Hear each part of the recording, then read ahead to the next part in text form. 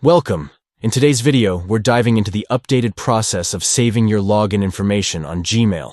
With so many accounts to manage, keeping your login info organized is essential. Let's get started with these simple steps. First, head over to your device's settings. This is where all the magic begins. Next, access the autofill service. Scroll down and tap on System, then navigate to Languages and Input. From there, click on Advanced and finally tap on Autofill Service. Here, select Google as your autofill service. Now, it's time to enable autofill with Google. Ensure that the option to use autofill with Google is turned on. This will make logging into your accounts a breeze. Finally, remember to save your passwords. Whenever you log in to Gmail or any other app, you will see a prompt asking if you'd like to save your password. Just hit save and voila! Your password is securely stored in your Google account. And that's it! You're all set to save your login info on Gmail securely and effortlessly. Don't forget to like this video and subscribe for more helpful tips.